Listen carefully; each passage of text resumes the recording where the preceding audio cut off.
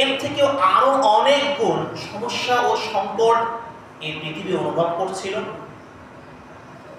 ঠিক সেই মুহূর্তে পুরো পৃথিবীকে আল্লাহ তাআলার দয়া, আল্লাহ তাআলার মায়ায় পুরো পৃথিবীকে ছেয়ে নেওয়ার জন্য, পুরো পৃথিবীর মানব জাতিকে সুখ শান্তিতে ভরে দেওয়ার জন্য, তাদের ইহলৌকিক এবং পরলৌকিক জীবনকে সুখময় করার জন্য মহান রব্বুল আলামিন আমাদের নবী মুহাম্মদুর রাসূলুল্লাহ সাল্লাল্লাহু আলাইহি ওয়াসাল্লামকে পাঠিয়েছেন।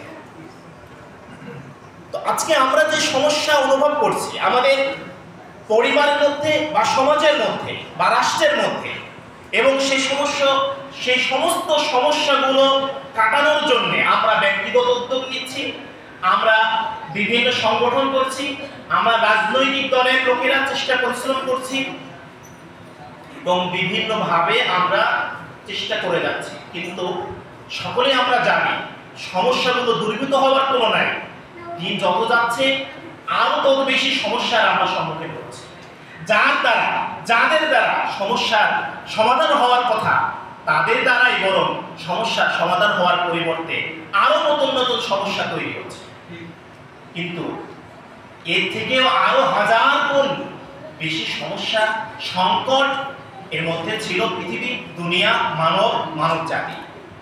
ঠিক তখন নবী সাল্লাল্লাহু আলাইহি ওয়াসাল্লাম এসেছিলেন ইসলামকে নিয়ে, কুরআনুল কারীমকে নিয়ে, এবং তিনি এসে মাত্র 20 থেকে 23টি বছরের মধ্যে তিনি একটি নতুন পৃথিবী মানব জাতিকে উপহার দিয়েছেন। আমরা জানি, আমরা সেই ইতিহাসের দিকে যদি একটু ফিরে যাই, একটি বক্তব্য আমাদের কাছে পুরো ইসলামের মহত্ব, ইসলামের মর্যাদা এবং ইসলামের বাণীটা আমাদের কাছে সুস্পষ্ট করে দিতে পারে।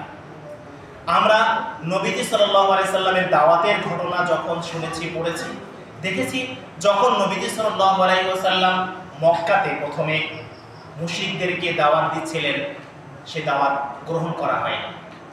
খুব কম সংখ্যক মানুষ দাওয়াত গ্রহণ করেছে, ইসলামের উপরে এসেছে। তাদের বিরুদ্ধে পুরো সমাজ, পুরো রাষ্ট্রের লোকেরা লেগে গিয়েছে তাদের উপরে শত জুলুম নির্যাতন করার জন্য। ঠিক তেমন একটা মুহূর্তে নবীজি সাল্লাল্লাহু আলাইহি সাল্লামের নির্দেশে কিছু মুসলিম তারা হাবশা, সেই সময়কার হাবশা এখন সেই দেশে তারা হিজরত করে।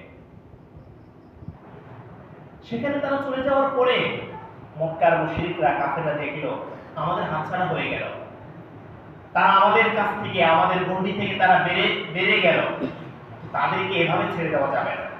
মুশরিকরা দুইজন ব্যক্তিকে সেই হাবশার বাদশা যিনি ছিলেন নাজাশী, তার কাছে পাঠালেন, যেন তিনি তাকে গিয়ে বোঝাতে পারেন, বলতে পারেন যে মুসলিমরা সেখানে গিয়েছে তাদের বিরুদ্ধে বিষোদগার করে, তাদের বিরুদ্ধে বদনাম ছড়িয়ে, যেন ওই মুসলিমদেরকে আবার মক্কাতে ফেরত নিয়ে আসতে পারে। দুইজনকে পাঠালেন, তারা সেখানে গেল এবং সেখানকার বাদশা নাজাশীর সঙ্গে কথা বলল।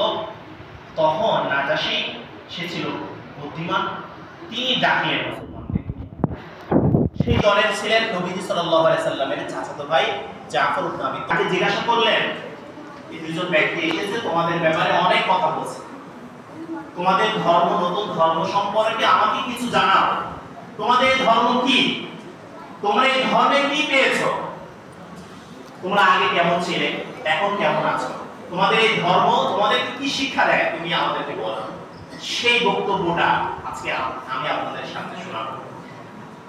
তিনি তখন বলেছিলেন, আইয়ুহাল মালিক, হে বাদশা, কুন্না কওমান আহলাল জাহিলিয়া, আমরা মূর্খের জাতি ছিলাম, আমরা ছিলাম অজ্ঞ, আমরা ছিলাম মূর্খ।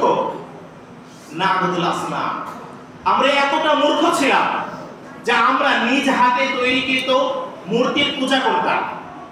ওয়ানাকুল মাইতা, আমরা মৃত প্রাণী সেটাকে ভক্ষণ করতাম। ওয়ানাতিল ফাওয়াহিশ, আমরা এতটা মূর্খ ছিলাম যে আমরা যে কোনো ধরনের অপকর্ম এবং মন্দ কাজ করতাম, কোনো দ্বিধা করতাম না। ওয়ানাতুরা, আত্মীয়তার সম্পর্ক বজায় রাখা, এটাকে আমরা বুঝতাম না, গুরুত্ব দিতাম না। আমরা ছোট ছোট কারণে আমাদের একেবারে নিকট আত্মীয়দেরকে আমরা বিচ্ছিন্ন করে দিতাম, পর হয়ে যেতাম। উনি বলেন ওয়ানুসিকুল জিওয়ার, আমরা কি করতাম, আমাদের প্রতিবেশী যারা ছিল তাদের সঙ্গে আমরা খারাপ আচরণ করতাম। প্রতিবেশী নামক কোনো ব্যক্তি আছে এবং তার প্রতি আমার কিছু দায়িত্ব কর্তব্য আছে, এটা আমরা অনুভব করতাম না। আমরা আমাদের প্রতিবেশীর সঙ্গে মন্দ আচরণ করতাম। আরো বড় একটা কাজ হতো আমাদের সমাজে, ওয়ায়াকুলুল কাওয়িয়্যু মিন্না দাঈফা, এবং রাষ্ট্রীয় ব্যবস্থাটা এমন ছিল যে আমাদের মধ্যে যাদের গায়ে শক্তি ছিল, আমাদের এই শক্তিশালী ব্যক্তিরা দুর্বল ব্যক্তিদেরকে ভক্ষণ করে ফেলত, তাদের উপরে জুলুম করত, নির্যাতন করত, তাদেরকে শোষণ করত, তাদের প্রতি কোনো দয়া দেখাতো না। কোনটা ন্যায় কোনটা অন্যায় এর কোনো বাছ বিচার ছিল না।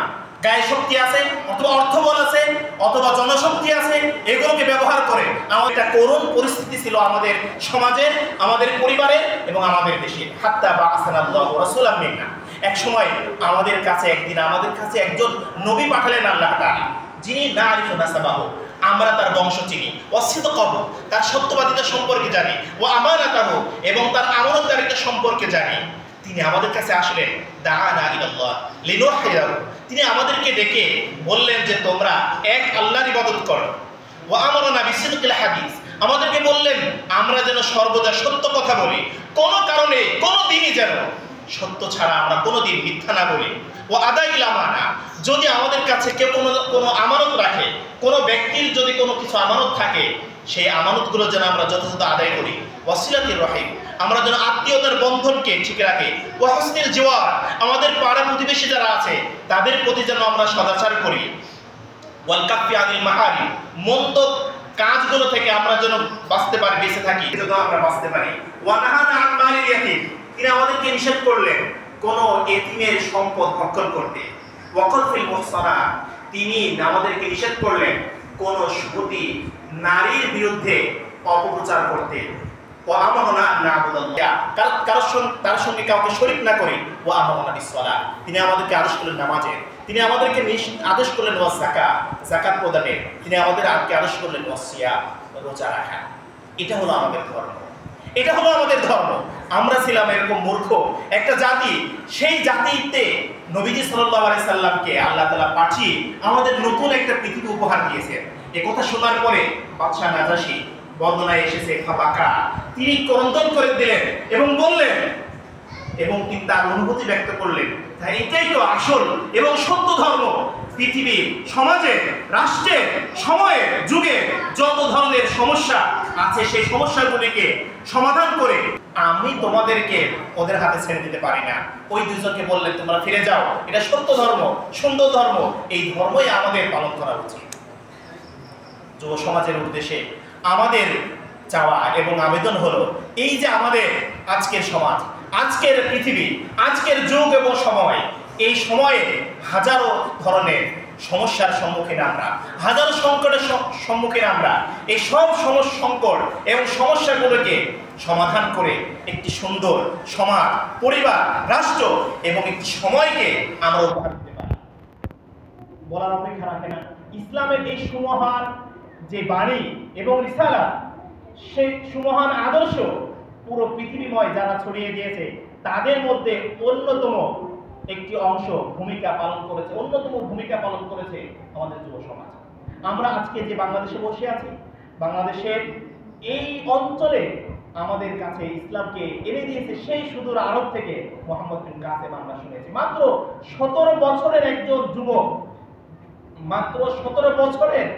যুবক, তিনি এসে আমাদের এই অঞ্চলকে বিজয় করলেন এবং আমাদেরকে ইসলামের বাণী শুনিয়ে গেলেন। সেই ব্যক্তিদের, তার হাতে সেই সময়ে এবং তার পরবর্তীতে যারা ইসলাম গ্রহণ করেছে, আমরা তাদের উত্তরসূরি। আজকে তিনি যদি এখানে না আসতেন, তাহলে আমরা হয়তো এত দূরে থেকে ইসলামকে পেতাম।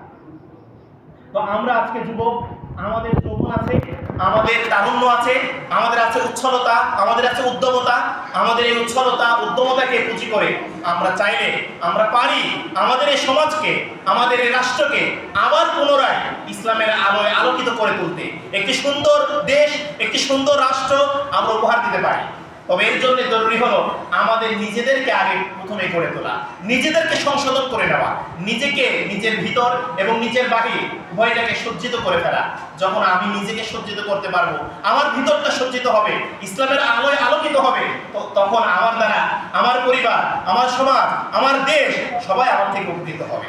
তো মূলত আমাদের এই যুব সমাজকে একটি দিক নির্দেশনা দেওয়ার জন্য বা তাদের সঙ্গে আমাদের নিজেদের কিছু ইসলামের আদর্শ এবং তার বাণীর আলাপ আলোচনা করার জন্য আজকের এই ছোট প্রোগ্রাম ছিল। আমরা আমাদের সব কথা ছোট্ট এই সময়ে অবশ্যই তো বলতে পারবো না এবং সব বলা সম্ভবও না। আর বাস্তবতা হলো এই অল্প কথাতে আমাদের জীবন পরিবর্তন হয়ে যাবে তাও না। বাকি আমরা যদি চাই এই জায়গা থেকে আমরা একটা প্রতিজ্ঞা গ্রহণ করব, আমাদের জীবনকে ছোটখাটো কোনো বিষয়ে, হেন তেন কোনো বিষয়ে আমাদের জীবনকে আমরা বিলিয়ে দিব না, ব্যয় করে দিব না। আমার জীবন কোনো ছোট কোনো স্বার্থের জন্য নয়, আমার জীবন আল্লাহ তাআলা দিয়েছেন তার দিন দিয়ে, তার ইসলামকে দিয়ে, তার ধর্মকে দিয়ে পুরো পৃথিবীকে আলো উজ্জ্বল করে তোলার মতো একটি জীবন আমি গড়ে তুলতে পারি। আল্লাহ তাআলা আমাদের সবাইকে এরকম জীবন গড়ে তোলার তৌফিক দান করেন, সকলে বলে আমিন। এর পাশাপাশি ছোট্ট একটি দাওয়াত, আমরা আমাদের উম্মাহ ফাউন্ডেশন কুষ্টিয়া, আমাদের অত্র অঞ্চলের ওলামায়ে কেরাম এবং সাথে অন্যান্য দিন দরদি মুসলিম যারা আছি, আমরা সকলে মিলে ফাউন্ডেশনটা তৈরি করেছি। এই ফাউন্ডেশনের অন্যতম লক্ষ্য হলো আমাদের অঞ্চল সহ আশপাশের অঞ্চলগুলোতে শিক্ষা, সেবা এবং দাওয়াতি কার্যক্রম পরিচালনা করা। আমরা সকলেই অনুভব করছি আমাদের বাংলাদেশে বিশেষ করে শিক্ষা ব্যবস্থাপনাটা বলা যায় অনেকটাই ভেঙে পড়েছে। আমরা আজকে যুব সমাজ, তরুণ সমাজ যারা আছি শিক্ষার সঙ্গে জড়িত, শিক্ষাকে নিয়ে সামনে আমরা চলছি এবং ছাত্র এবং শিক্ষার্থীর সংখ্যা দিনে দিনে কমে যাচ্ছে। তো আমরা যেন আমাদের জায়গা থেকে শিক্ষাটাকে সামনে রেখে আমাদের জীবনকে গড়ে তুলতে পারি এবং এলাকার প্রতিটা সন্তান যেন শিক্ষার আওতায় আসতে পারে, এটা আমাদের অন্যতম একটি লক্ষ্য।